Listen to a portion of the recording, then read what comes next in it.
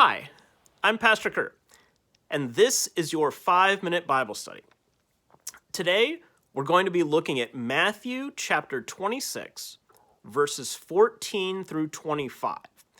This is the scene of the Last Supper, but sort of what happens right before the Last Supper. So Jesus and the disciples have all gathered together in the upper room for the Passover meal. They don't think anything of it. This is something that they do, right? They gather together, they celebrate Passover. When you're a good Jew, it's just what you do. They weren't expecting anything different to happen at this Passover meal. Well, they all come together, and in the course of the meal, Jesus drops a bomb on them. He tells them that one of them is going to betray him. That really changes the tone of the meal, right? Nobody saw that coming. And in fact, after he says that, all of them start to wonder, is he talking about me? Am I the one who's going to betray him? Notice that is their reaction. Not, I wonder who he's talking about. Is he talking about you? Is he talking about you? Is he talking about you? No, their first reaction is, maybe he's talking about me. You've probably seen the famous Last Supper painting by Leonardo da Vinci. That moment that da Vinci captures in that painting is right after Jesus says, one of you will betray me.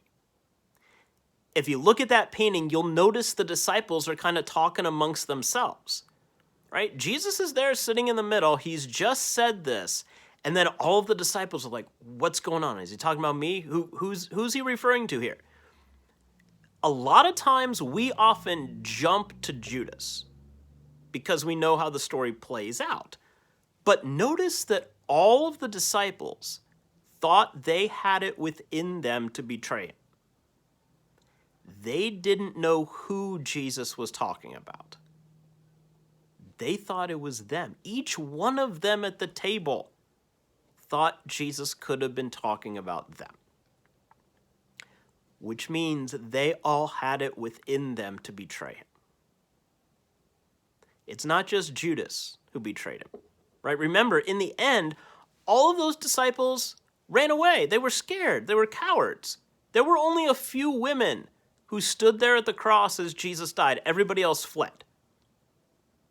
So even if they didn't hand him over to the authorities, these guys weren't as faithful as they said they were. But notice that Jesus still included them at his table.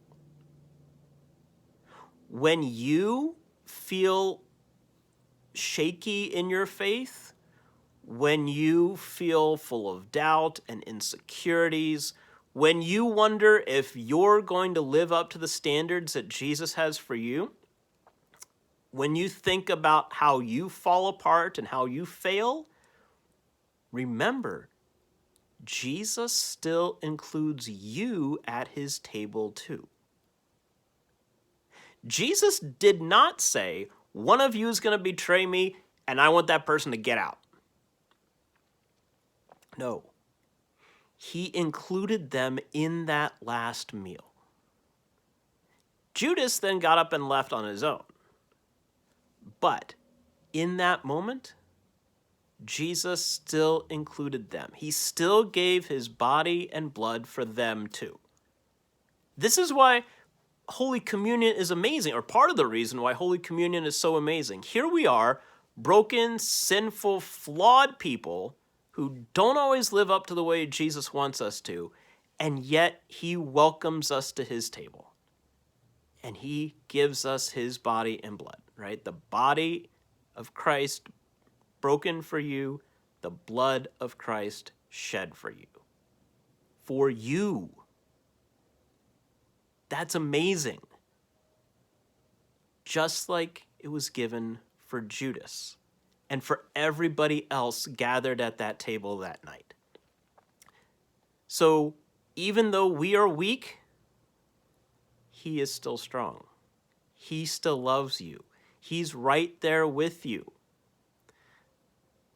thanks be to God that it's not about us, but it's about him. There's your 5-minute Bible study for the day. Please remember to like, comment, share, and subscribe, and I'll see you next time. Thanks.